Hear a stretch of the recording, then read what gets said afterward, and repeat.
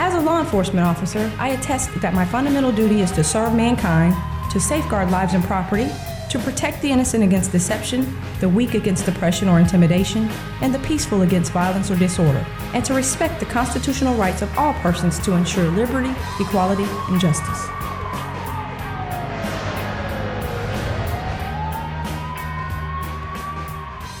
Welcome to Gainesville PD On Duty, where we take you behind the badge of the Gainesville Police Department. My name is Officer Ben Tobias, and I'm the spokesperson for the agency. Each month, I invite a different GPD officer to co-host the show so you can meet more of the men and women that serve this great city. Joining me today is Officer Lisa Orengo. Welcome to the show, and tell us a little bit about yourself and your current work assignment. Well, as you said, I'm Officer Lisa Orengo, and I've been with GPD for about 4 years. I work the area north of the UF campus on our evening shifts. I'm also one of our field training officers, which means I help train our new police officers. We're happy that you could join us for today's show. We'll be talking about how to prevent car burglaries and then take you on 2 different ride-alongs. No matter how hard we work to reduce crime in Gainesville, it will always be present. It's just an unfortunate reality. We pride ourselves on using innovative techniques mixed with old-fashioned patrol work to keep the criminals at bay. There are some things you, as a resident, can do to help keep crime away, especially when it comes to car burglaries. In the upcoming segment, we talk with a former member of GPD's Special Operations Unit to hear what you can do to keep your vehicle safe. Hi, my name is Officer Marquita Brown with the Gainesville Police Department's Special Operations Unit, where I commonly investigate car burglaries. One of the things I've noticed in car burglaries that people are kind of targeting specific areas where there are a large amount of vehicles. They hit fast and quick. Whether it's a smash your window, smash your glass out, or whether it's an unlocked car door, they enter 5 to 10 seconds, grab a purse, grab a wallet, a book bag, something personal. They go through those items, take out maybe a state ID, Florida ID card, a social security card, a debit card, credit card, and if there's a checkbook. If and once they get all this information, they're going directly to a bank. They're using interchangeable victims' information to basically obtain their funds without their permission. They're committing fraud, they're committing identity thefts with the victim's information, and it doesn't happen just once. They use it as much as they can, pretty much until the victim notices it.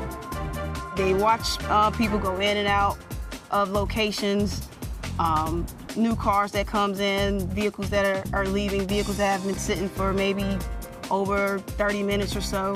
And what they target is things like female purses, pocketbooks, book bags, wallets.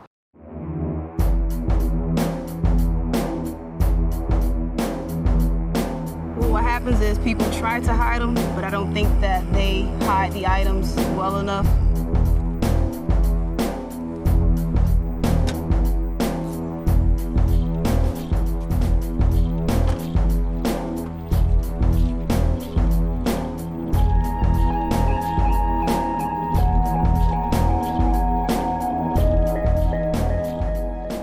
Suspects are still getting into the car, searching the car, and keep in mind it takes maybe 5 to 10 seconds to locate a pocketbook that you may have hidden under the seat, but they still manage to discover it and find it. It may be even in your glove compartment, which is concealed. However, they'll open it, find your wallet, take whatever items they feel is needed to go further. Once inside of those things, they look for checkbooks, credit cards, debit cards, your actual Florida ID card or some sort of official state ID card. Personally, I would tell people always, always, always take your items with you, even if you're just running into the gas station. Don't leave your car running. Don't leave your car doors unlocked. Make sure the windows are all the way rolled up. Absolutely no items in plain view. Me personally, I watch what items I also carry with me inside of my purse. You may not want to carry a credit card, debit card, and a checkbook, because the more items they get, the more they're able to go into further crimes that leads to fraud and identity theft. You need to call police immediately if and when you see some sort of transactions where there's checks, where there's credit card usage, and where there's debit card usage. And what you want to do is immediately contact your banks. You need to have everything canceled. And I don't just mean canceling debit cards and credit cards, but I mean canceling the entire account and opening up something new, because even with those alerts, sometimes these criminals, they're very intelligent to where they can do whatever they need to do in order to obtain your funds. Anytime you go somewhere, it doesn't hurt to double check, did I lock my door? Walk back to your car, double click that lock. Any items that you're going to leave in the car, think twice about it. It doesn't hurt to just carry it in with you. Once you get to a location, you don't want to be trying to find out where you're going to put it. You don't want them seeing you put your purse in your trunk, because that's another thing they'll do. They'll pop that trunk open and just take you right out after they've watched you. So kind of try to minimize things that you take with you day to day, and just double check. Take that extra 10 seconds to lock your car doors. It's, 95% of the people out there are good, but it's still that 5-10% is a significant part of our population that we have to be aware of. And it's unfortunate, but it's just kind of the way it is nowadays, and we've got to, as time goes on, we have to adapt. They're always going to try to stay one step ahead of us. We have to try to stay one step ahead of them. The two most important things you can do to prevent vehicle burglaries is to lock your car and take your valuables. By doing those simple tasks, you remove the temptation for a criminal to burglarize your car. After the break, we take a ride with one of our canine handlers and learn about her daily operations. Gainesville PD on duty. We'll be right back. The time of the accident, I did not have any protective gear on, and I never thought I'd be hit. The only thing that anybody driving a scooter or a motorcycle can do is wear protective gear, because that's really something that could save your life. My scooter was totaled. I have no desire to get that fixed. I never want to see it again, and I will never ride a scooter again.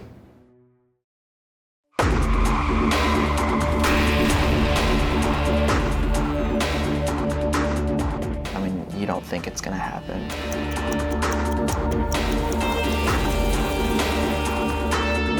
I was just thinking wow, I could have been killed. If I can help it, you're not gonna die when I'm driving.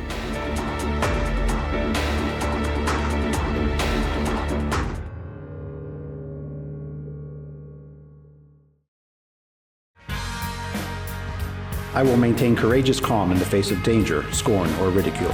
Develop self-restraint, and be constantly mindful of the welfare of others. Honest in thought and deed in both my personal and official life, I will be exemplary in obeying the laws of the land and the regulations of my department. Together, as a community, we foster order, safety, and freedom.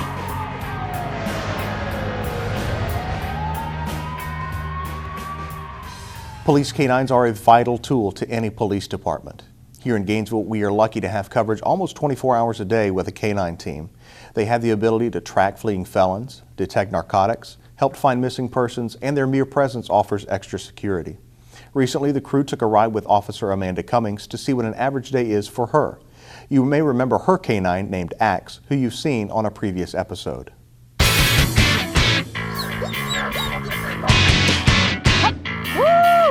Hi, my name's Amanda Cummings, and I'm part of the GPD K9 unit. And this is my partner, Axe.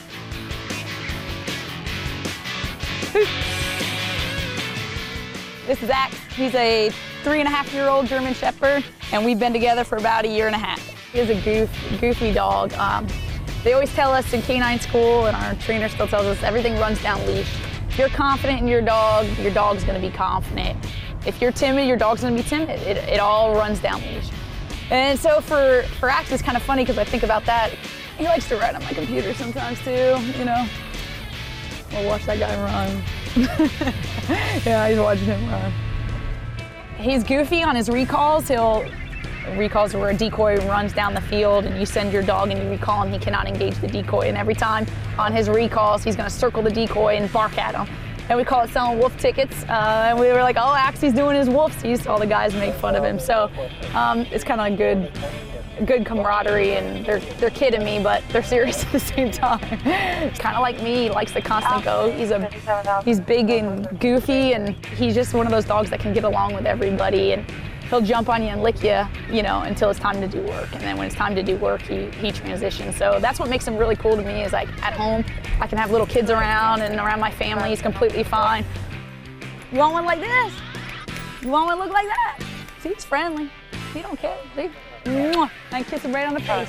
He's a big baby, truthfully. And then whenever it comes down to actually work, he's just a different animal. Like you wouldn't really recognize him because of the fact that he's in work mode. So I think that's what's really cool about him is he can transition from home life to work life. I would say my favorite part of being a canine handler is just the type of calls that we get to go to and what we handle routinely. We get to go after the people that are doing bad things, fleeing from us, running from us, hiding, posing a threat to the public. We get to go out there and go find them. So I'd say that is probably my favorite part of being a canine handler. And then also being able to take your best friend home with you every night. So it's a win-win job, and I think it's the best job in the department, hands down. A canine is a big deterrent for a criminal. Even when they see them, even if the call doesn't, if they're thinking about escalating, they just see our car pull up or they see the dog, it completely eliminates that aspect of them either fleeing or fighting. He can pick up on my body language and my demeanor that I don't even know I'm exhibiting to him. He feels it, maybe just the way he knows when the tone goes off, the emergency tone that goes off on our radios. He'll immediately alert, start whining because he knows usually when that emergency alert goes off, it's a hot call and he knows he's going to it. So he gets excited just by hearing the tone over our radio. A regular patrol officer, we go out there and you look at things differently. I have a zone that I'm responsible for. I'm responsible for answering calls in the zone and proactively going out and policing that zone and backing up your fellow officers. So as a zone officer, it's different. You don't think the same way you do as a canine handler, and it takes a while for us to develop into a canine handler and a successful team, because it's not just about me and it's not just about him, it's a teamwork. So for me, it's taking those experiences that you gained as being a patrol officer and applying them now. Now we're that support for the patrol guys. For the patrol guys when they have someone run from them, or for them when they're on a traffic stop and they just get that hinky feeling. You know, we want to be en route to them just to, you know, you're getting that feeling for a reason. So we're there just to deter any criminals from even thinking about resisting or doing anything. So it's definitely a different take in policing now. Ooh, look at him, he's so proud of himself. He's so proud of yourself. Oh. So every dog's different, just like every person's different. So you have to figure out what works for you guys. And for him, he loves being told he's a good boy and he loves rewards. So it's kind of like a sticker with a kid, I guess, or something, or candy. That's for him. He loves being told he's a good boy and getting his toy when he lets go. So I really praise him a lot when he lets go, when he does what I tell him to do. So I know 100% that he would run through a brick wall for me. I know he would take that bullet for me or for anyone in the community if I told him to. So it's kind of like I said, it's the coolest part of the job, and it's also like a sad reality too. That he could, any call could go out and I could go send him to his death.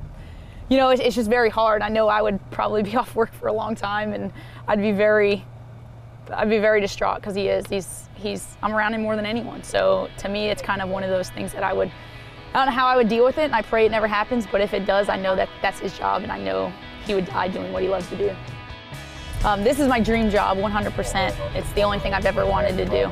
So I get to work with, you know, all the guys on the team who, to be a canine handler, it's a type A personality job. It's definitely, on a hot call, you gotta be the calm presence and running it. You gotta run the call, basically telling people what you need them to do because you have this dog that you're in charge of and responsible for everything that he does. So it's a very high liability job. So, and it's very physical. It's definitely one of those things that you're constantly running behind these dogs, and you gotta be in good shape. I love it, it's my favorite. After I got on, we have a female handler who's a good friend she is now single purpose on the interstate, a drug dog. So now there's two, so, but for a dual purpose, there's only me. We're a minority, 100% of female handlers. We went to a HITS conference, which is a handler instructor technique school conference, and there was probably 20 of us out of hundreds of handlers across the nation. It's not a thing where you see a lot of females in, but you go out there and prove yourself and show that you guys are a competent team and you go out there and do the job. All the guys, of course, They're a great group of guys to work around, and they treat me like their little sister. Just the sight of one of our canines on a scene can be enough to prevent a suspect from running or fighting. We're always happy to have them around. After the break, you get to see what one of my average days is like as the crew spent a day with me on a recent shift. We'll be right back. I actually don't remember anything from the accident. Crossing the intersection of 13th Street and 39th Avenue, and a truck pulled out in front of me. Wearing all black also doesn't help, so I was wearing all black. I had a son behind me. My head went full force into the hood of the truck that pulled out in front of me.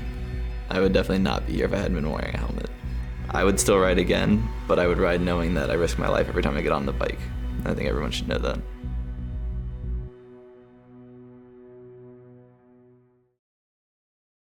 So you're cruising down the road and all of a sudden you spot flashing lights up ahead. Some sort of emergency vehicle. Maybe a cop car, maybe an ambulance, maybe a tow truck is stopped on the side of the road with its flashing lights on. What do?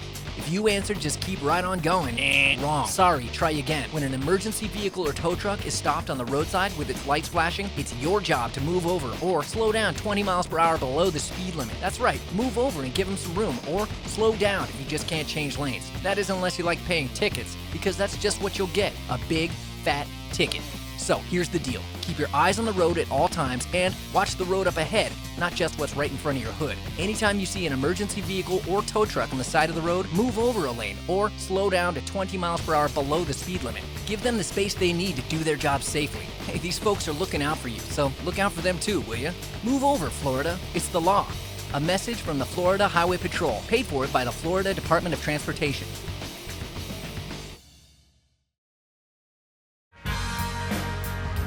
I will never act officiously or permit personal feelings, prejudices, animosities, or friendships to influence my decisions. With no compromise for crime and with relentless prosecution of criminals, I will enforce the law courteously and appropriately, without fear or favor, malice or ill will, and never employing unnecessary force.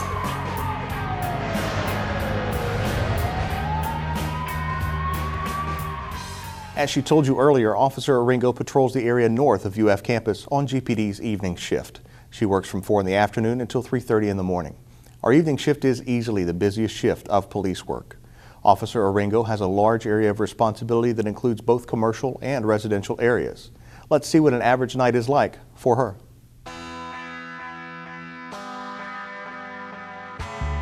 My name is Officer Orengo. I've been employed at the Gainesville Police Department for approximately 4 years. I'm currently assigned to evening shift Golf Zone, which consists of the Midtown area. I was pulling forward and the car stalled because it's stick shift. And every once in a while it stalls, and I put my foot on the brake to let him know that my car, like I was stopping. And next thing I know, I'm hit, and he hit me about midways of the median, and it pushed me all the way up here. Okay. Where are you injured at? My neck is sore. Your neck? I feel like I've got a massive headache right now. Okay. Do you have your license, registration, and insurance? And are you injured at all? Okay, good. Thank you so much. Basically, she stalled out. She's a stick shift. Stalled out in the middle of the intersection, and then he was going and he hit her. So. His fault.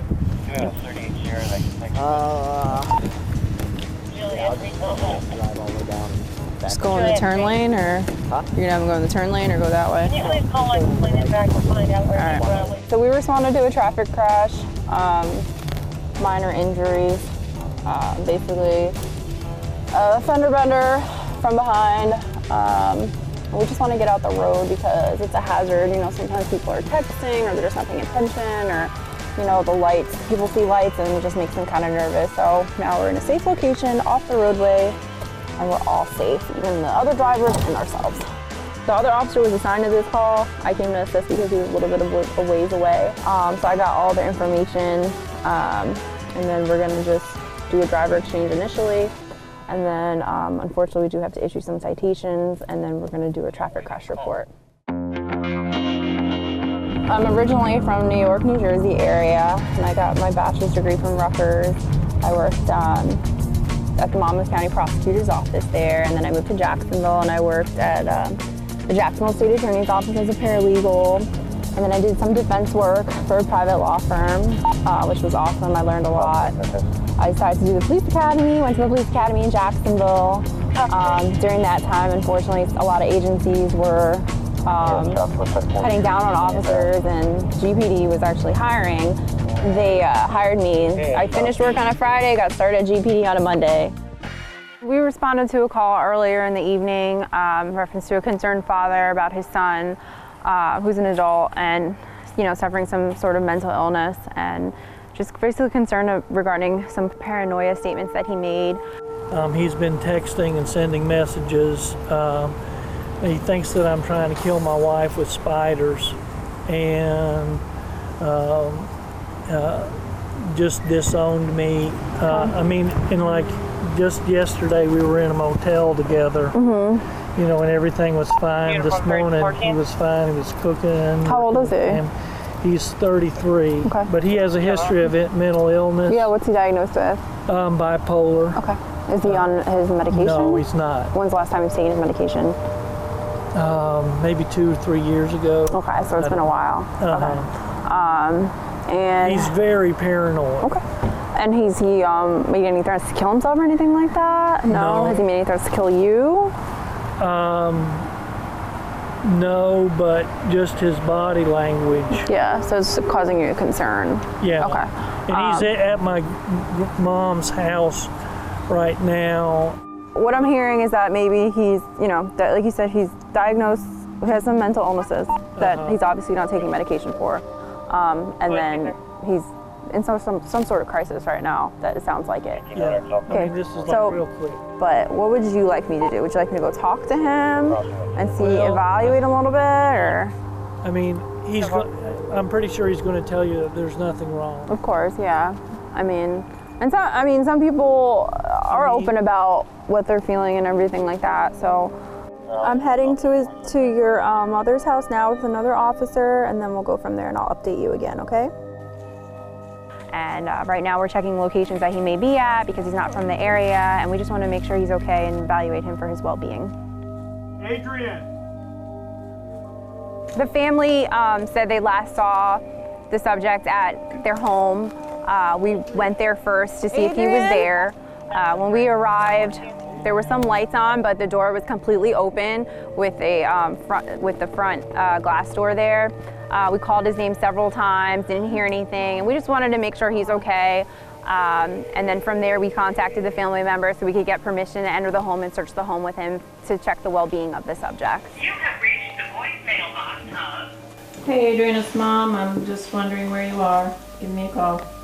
He thinks that Dad put spiders to kill his mom to get insurance, and that he's cheating with his secretary, that kind of thing. So he's somewhere where he can recharge his phone. He's in contact with them, so that's all we can basically do for now. And I told him to call us back if... He would not give up where he's at? Every time she asks, he goes, no, I'll talk to you on the phone, that's it. 60, 60, 60, 60, 60, 60, 60, 60. Oh, why is everyone speeding? Let's see if I can catch up. We're at 2400 block. He's past that other one.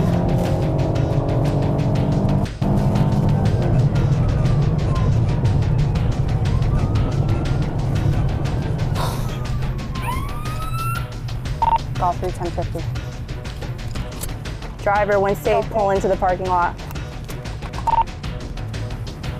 Hey, how you doing? Officer Orengo with the Gainesville Police Station. I'm stopping you for speeding, all right? 16 and 30 high. Do you have your license, registration, and insurance? Where are you headed to this evening? Going to go jump my friend's car. Okay, where are they at? Steak and Shake. Okay, so you just pulled in here because you probably knew I was going to pull you over? Huh? Did you pull I saw you behind me.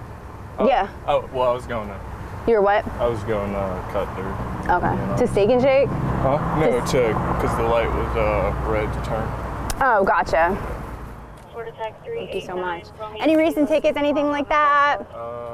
Yeah, I just got a ticket. For speeding? Okay. Southwest Archer Road, 2356.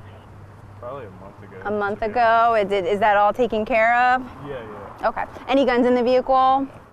I don't want you to get your license suspended because, especially if that's your work right now, you depend on driving, okay? So you gotta slow down, all right? I'm sorry. So I understand. You don't even gotta give an explanation. I'm not gonna lecture you. Do you have any questions? Okay, drive safe, okay? And slow down, all right? I don't want you to get hurt or get in an accident, all right? All right, sir, thank you. I was at 34th and West University monitoring traffic, doing traffic enforcement, and we were waiting for the light, and I observed a subject wearing a red shirt and pulling a duffel bag. Is that him? Straight ahead, a rolling backpack. The subject ran across the street, wasn't sure if he was running from me or not, did a U-turn, parked, attempted to make contact and to me. So we ended up locating the missing subject. We spoke a little bit. So I talked to him a little bit, we spoke. He has declined any sort of assistance from me, but he has agreed to go back to the house, so I'm giving him a ride back to the house, and I know you guys left. He didn't meet the Baker Act criteria. However, we were able to assist him by facilitating getting him home. It's kind of cold out tonight. We didn't want him out and about outside. It's just good to know that he's somewhere safe right now and his family can sleep at ease tonight, that he's not out on the street and they know where he's at. They often say that our best tool that police officers have isn't on our gun belt. It's the ability to speak to individuals. Myself and Officer Pirtle and several other officers, I think most of the personnel at GPD have attended a class called Crisis Intervention Team Training. It's a 40-hour course. Often we are able to help the situation and de-escalate by just talking. And what we're taught often is to just listen, do a lot of listening. Did they tell you anything about the situation? Something about spiders. Tell me about it. So I made a report. So you feel like you can't trust me, you feel like this, and then we'll try to go from there. It's just making them feel that what they're saying is important, and we're trying to understand and trying here to just help them. Because it's not always an instance where it's criminal in nature or anything like that. They just need our help, and they're not sure, they don't know how to ask, you know, it affects their family, and we're just here to make sure that they're okay and that their family's okay and everyone's safe. So oftentimes we can refer individuals to resources, social service resources, and we facilitate that as well. And we have 1-800 numbers and everything like that. Many people are afraid to contact the police because they think that we're just here to take people to jail, and that's definitely not the case.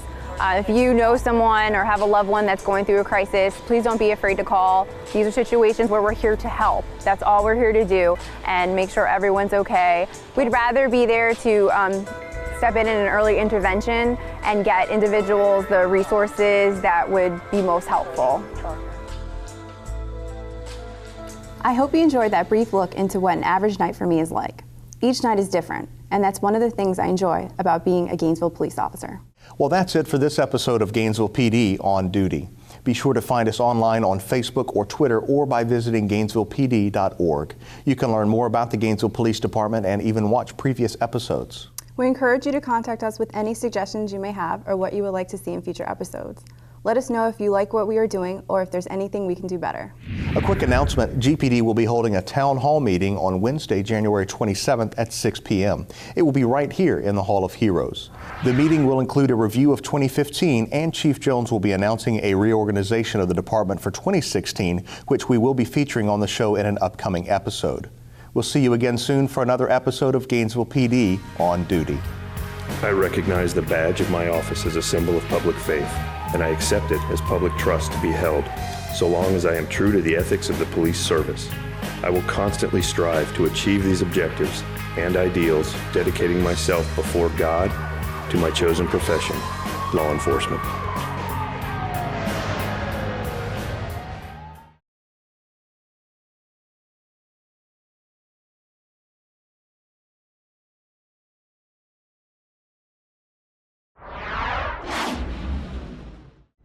He said to me, Mom, you know, I want to get a bike. And I said, Tom, I don't want you to get a bike. Something happens to you, I don't think I can go on. And he said, Mom, nothing's going to happen. He was a safe driver. He wore all the gear, but was a bike, so they're just not safe. You just don't have metal around you.